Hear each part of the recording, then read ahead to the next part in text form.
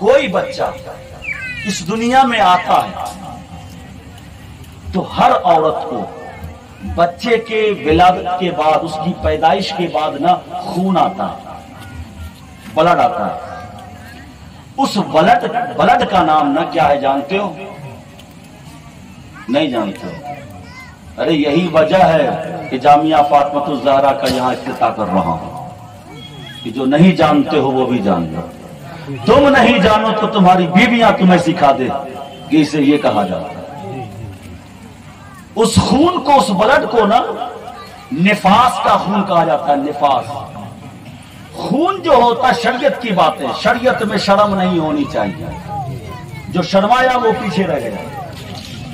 خون جو آتی ہے نا وہ 3 خون ہوتا ہے، 3 عورتوں کے ساتھ خاص ہے، 3 خون۔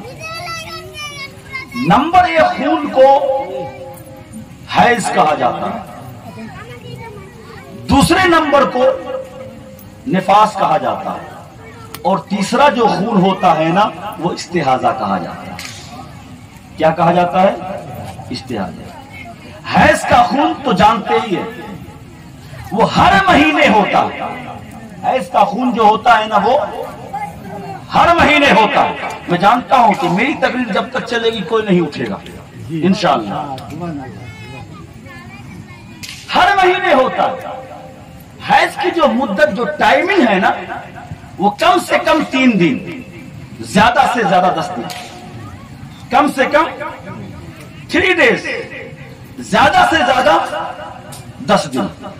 اس کے بیچ میں جو خون آیا نا ہر مہینے، اسی خون کو حیض کا خون کہا جاتا ہے۔ ان دنوں میں عورتیں کیا کریں؟ نماز نہیں پڑھ سکتی۔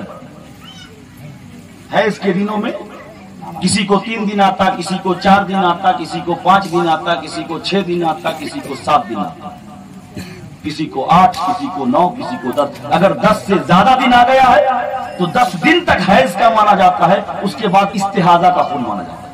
استحاضہ جانتے ہو؟ استحاضہ کہتے ہیں وہ بیماری کی وجہ سے، استحاضہ کا جو خون ہوتا ہے نا وہ بیماری کی وجہ سے۔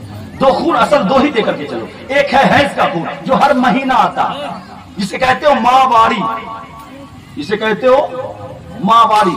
بنگال میں کچھ اور ہی بولتے ہیں، مانسک کچھ بولتے ہیں اس طرح، ماسک ماہواری بولتے ہیں۔ کسی کو 5 دن، کسی تو ان ایام میں نماز نہیں پڑھیں گے، ان ایام میں قرآن نہیں پڑھیں گے، ان ایام میں روزے نہیں رکھیں گے، نماز کا قضا نہیں کریں گے۔